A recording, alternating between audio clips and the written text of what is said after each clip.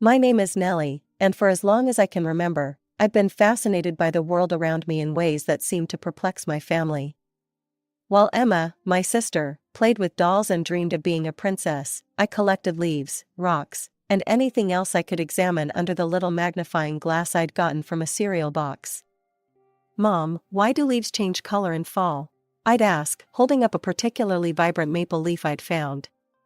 "Ask your teacher, Nellie. I'm busy helping Emma with her dance costume," she'd reply, barely glancing my way. This was a common response to my endless stream of questions about nature and science. I remember one particular afternoon when I was 7, sitting at our kitchen table with various household items spread out before me. I'd been mixing baking soda with different liquids, fascinated by the reactions. "What in heaven's name are you doing?" Mom's voice cut through my concentration. "Look at this mess. Clean this up right now. Your sister has her friends coming over for her birthday party, and I need the kitchen." Ah yes, Emma's birthday parties. They were always grand affairs with entertainers, life-sized cartoon characters, and dozens of guests.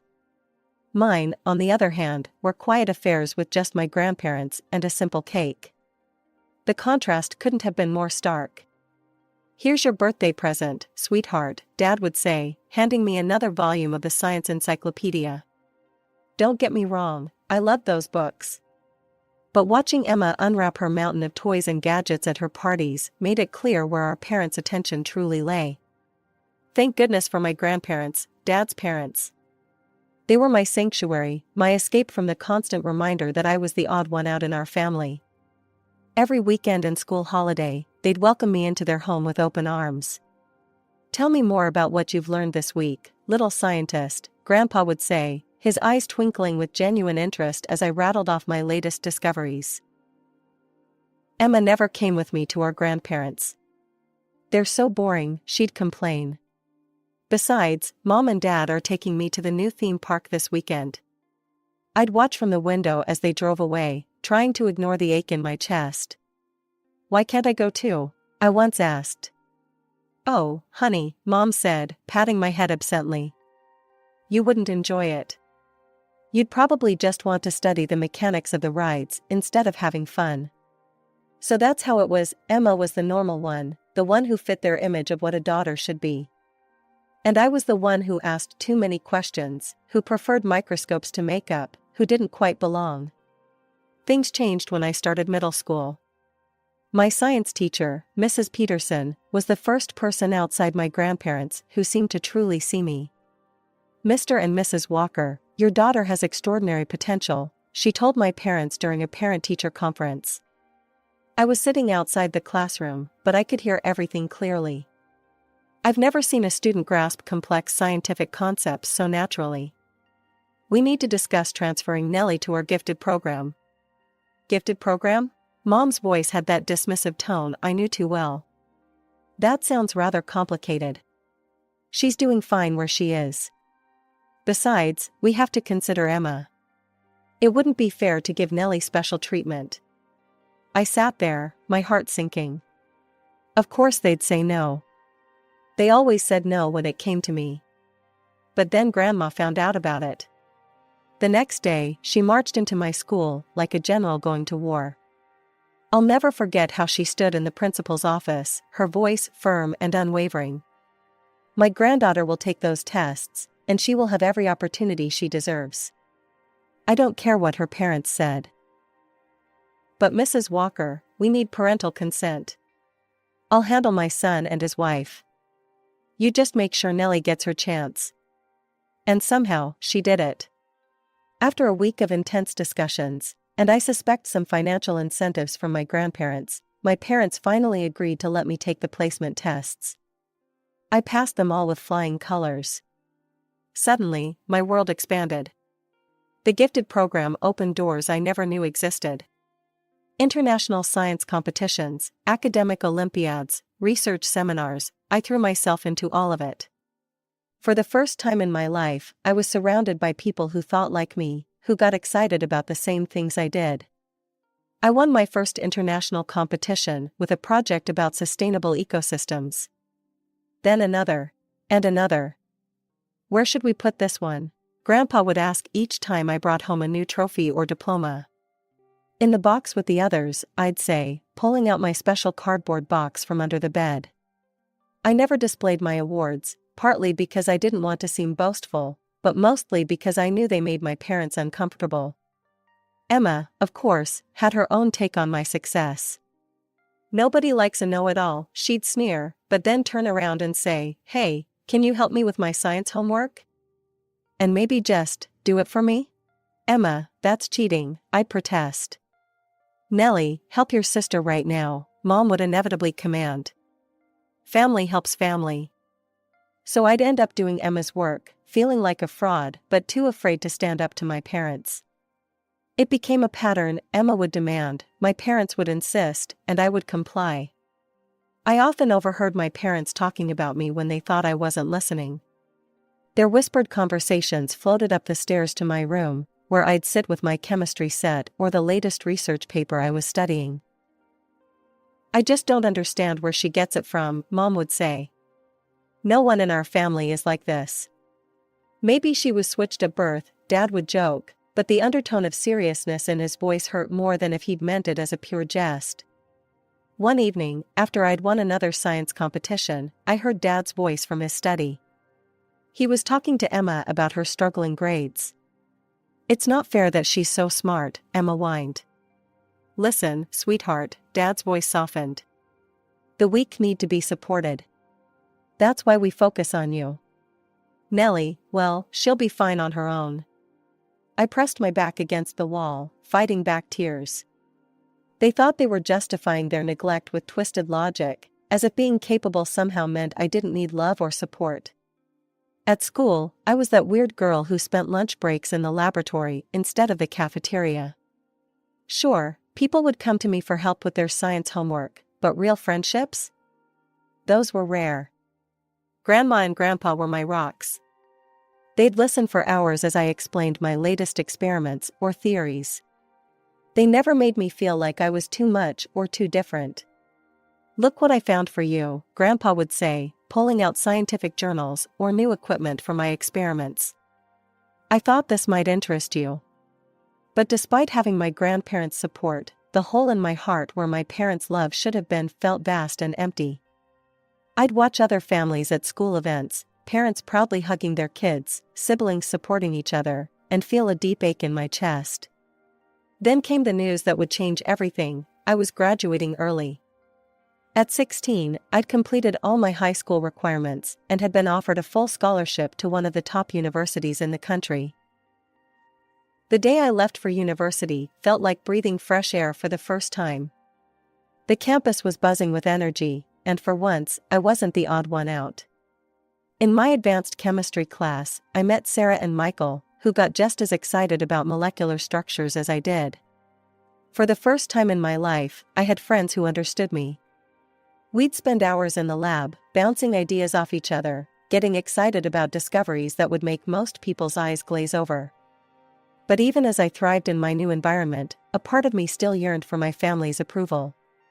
I'd call home weekly, hoping for more than the brief, disinterested conversations I usually got. "Yes, Nellie, that's nice," Mom would say when I tried to tell her about my research. "Oh, did you hear about Emma's new job? She's working at that fancy boutique downtown." I didn't know it then, but my time at university was the calm before the storm. It happened during one of my routine calls home. I was in the middle of my second semester, deep into my research project, when Mom's voice caught my attention. "And with your father's condition getting worse," she was saying to Dad, probably thinking I was on mute. "What about Grandpa?" I interrupted, my heart suddenly racing. "Mom, what's wrong with him?" There was a pause, too long to be innocent. "Oh, Nellie, I didn't realize you were still there. It's nothing serious, just a minor health issue. He's already recovering." "I'm coming home," I said immediately, already mentally calculating the fastest route. "I can be there by tomorrow morning." No, don't be ridiculous," Mom's voice turned sharp. "You need to focus on your studies. Emma is helping them out. Everything's under control." Something felt off about her tone, but I tried to convince myself I was being paranoid. Still, I called Grandma right after. "Oh yes, dear," Grandma said, her voice oddly distant. "Emma's been such a help. She comes by often to check on your grandfather." "Emma? The same sister who used to say visiting our grandparents was boring?" Something wasn't adding up. 2 weeks later, I stood at my grandparents' familiar front door, my heart pounding with anticipation. But instead of Grandma's warm welcome, I found Emma blocking the doorway.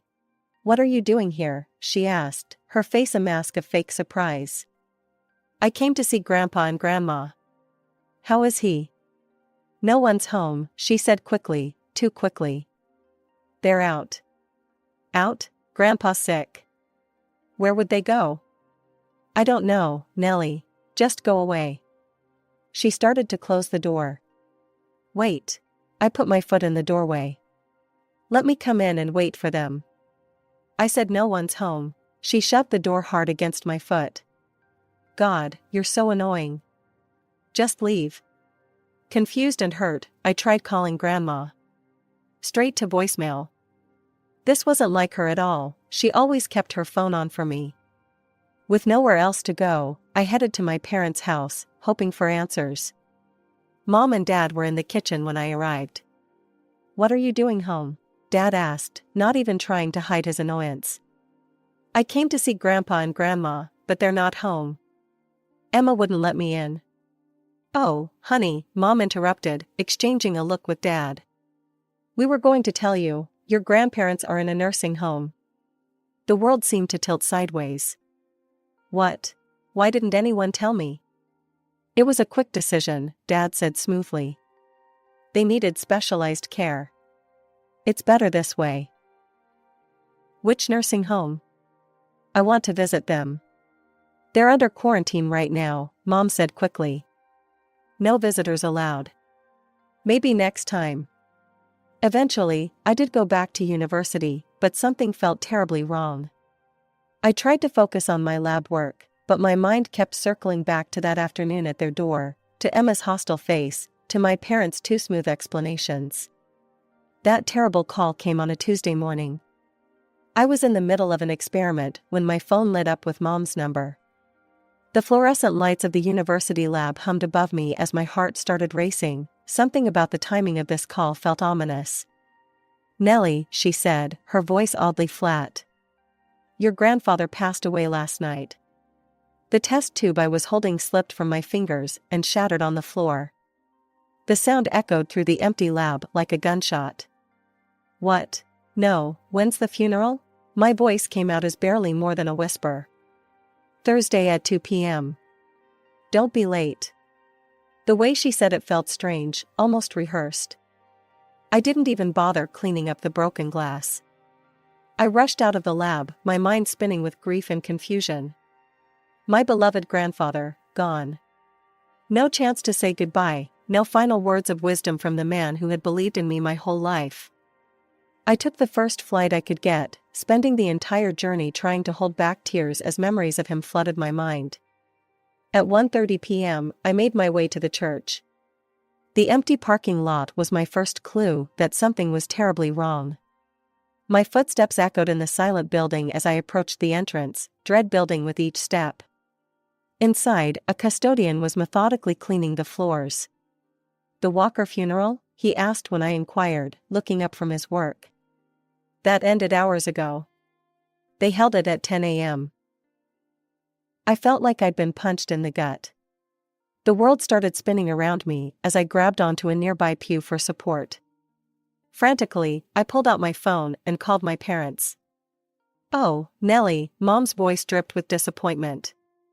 "You must have mixed up the times. We clearly said 10 a.m. "No," I said firmly, my hands shaking so badly I could barely hold the phone. "You said 2 p.m., I wrote it down." "I know you said 2 p.m. Where's Grandma?" "I need to talk to her." "Your grandmother is still in the nursing home," Dad cut in. "And she doesn't want to see you right now. She's very upset you missed the funeral." I told my parents I was heading back to university, but my feet had other plans. I found myself driving to my grandparents' house, desperate for answers, for some kind of explanation that would make sense of this nightmare. The familiar street looked exactly the same, the old oak tree, the carefully tended garden, the wind chimes Grandma loved so much. My hands were trembling as I rang the doorbell. For a moment, nothing happened. Then, the door opened, and there stood Grandma, the same Grandma who was supposedly in a nursing home, refusing to see me. "Grandma." I moved to hug her, relief flooding through me at the sight of her familiar face. But she stepped back, and the look in her eyes stopped me cold. Her face was hard and unfamiliar, like she was looking at a stranger instead of her granddaughter. "So now you decide to show up?" Her voice was cold, nothing like the warm tones that had comforted me throughout my childhood. "Grandma, what's going on? They told me you were in a nursing home." The words tumbled out as I tried to make sense of what was happening. "Don't." She held up her hand, and the gesture felt like a physical blow. "Your grandfather called you over and over. He was asking for you on his deathbed, wanting to say goodbye to his little scientist. But you couldn't be bothered to answer his calls or visit him. How could you be so cruel, Nellie?" "Let me see the number he was calling," I said, my voice barely steady. "Please, Grandma. I need to understand this." Grandma disappeared inside for a moment and returned with a small notepad. Her hands were shaking as she showed me the number scribbled in Grandpa's familiar handwriting. That's not my number," I whispered, staring at the unfamiliar digits. "I've had the same number since high school." "They gave you a fake number?" "What do you mean, fake number?" Grandma's stern expression began to crack. "Your parents said you changed it when you went to university. They said you wanted to distance yourself from us." The pieces were starting to fall into place. "Grandma, I came here during break. Emma was here, she wouldn't let me in. She said no one was home. Then Mom and Dad told me you and Grandpa were in a nursing home." Grandma's face went pale. "Nursing home? We never. Emma and your parents told us you were too busy with your new university life to visit. They said," her voice cracked, "they said you were ashamed of us, that we weren't sophisticated enough for you anymore." "They said what?" My knees felt weak. "How could they?" "Grandma, they told me the funeral was at 2 p.m. today. When I got to the church, it was already over. They said I mixed up the times, but I didn't. I would never." "The funeral was at 10 a.m., Grandma said slowly, realization dawning in her eyes.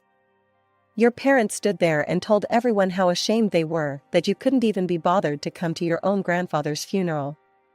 Emma was crying about how she'd tried so hard to reach you." I fell into her arms then, both of us dissolving into tears on the front porch. All the pain, all the confusion, all the manufactured distance between us poured out as we held each other. "He died thinking I abandoned him," I sobbed into her shoulder. "Grandpa died thinking I didn't care." "Shoo," Grandma stroked my hair like she used to when I was little, her own tears falling. "We know the truth now. We know." After we dried our tears, Grandma picked up the phone with a determined look on her face. Her fingers trembled slightly as she dialed, but her voice was steel when she spoke. "Linda? Yes, it's me. I need you, Robert, and Emma to come over right away. There are some important documents we need to discuss." "No, it can't wait." "They'll be here in an hour," Grandma said, hanging up the phone. I told them I had important documents to discuss. "The lawyer is on his way too." When the doorbell rang, Grandma squeezed my hand. "Stay in the kitchen until I call you." I heard them enter, Mom's practiced social laugh, Dad's formal greetings, Emma's bored sighs.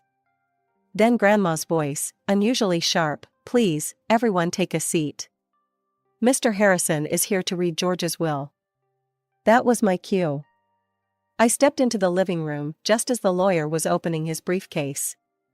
The looks on their faces were unforgettable, Mom's perfect smile frozen in place, Dad's face draining of color, Emma's mouth hanging open in shock.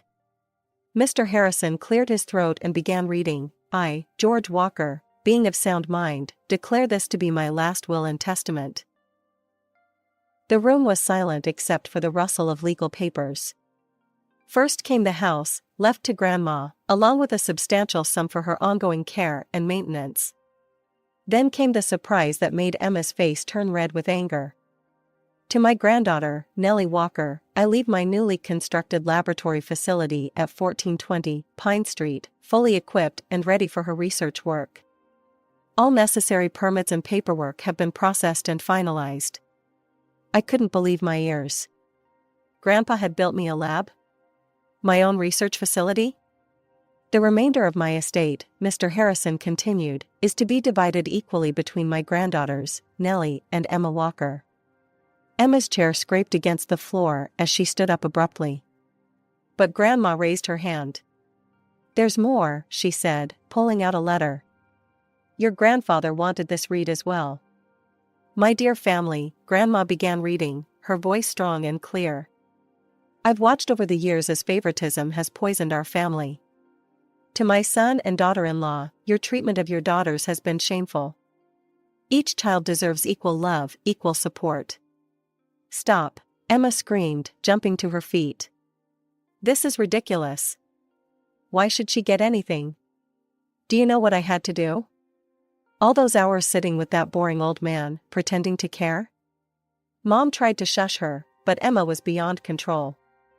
You promised, she turned on our parents. You said if I played nice, if I visited him and acted like the perfect granddaughter, everything would be mine. You made me grovel to a dying man. The raw truth of their manipulation was finally exposed in all its ugliness. And now what? Emma continued, her voice getting shriller. Little Miss Perfect gets a whole laboratory, and I only get half the money? No. Give me the house. She doesn't need both, she can have her precious lab. I sat there in silence, watching my sister's true colors emerge in all their violent shades. The perfect daughter act had finally cracked, revealing the ugly reality beneath. Well, Mom broke the tense silence. Nellie, you heard your sister. Be reasonable. Do you know how much we've invested in your education? All those science camps, competitions. I almost laughed. You didn't pay for any of that. Grandma and Grandpa did. That's not the point, Mom cut in sharply. Family means sacrifice. If you want to honor your grandfather's memory, you'll sign over your share to Emma. She needs it more than you do. Honor his memory? Grandma's voice cut through the room like a whip. She stood up, Grandpa's letter still in her hands. Let me remind you exactly what George had to say about this family's idea of sacrifice. She began reading again. To my son and his wife, your blatant favoritism has created a poison in this family. Your treatment of Nellie has been nothing short of emotional abuse, while you've turned Emma into an entitled, spoiled. How dare you? Emma shrieked. No, how dare you? Grandma's voice thundered with a force I'd never heard before.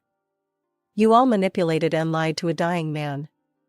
You kept his beloved granddaughter from saying goodbye to him. And now you have the audacity to talk about family and sacrifice? She walked to the door and flung it open. Get out, all of you. And Emma? I'm sorry George left you anything at all.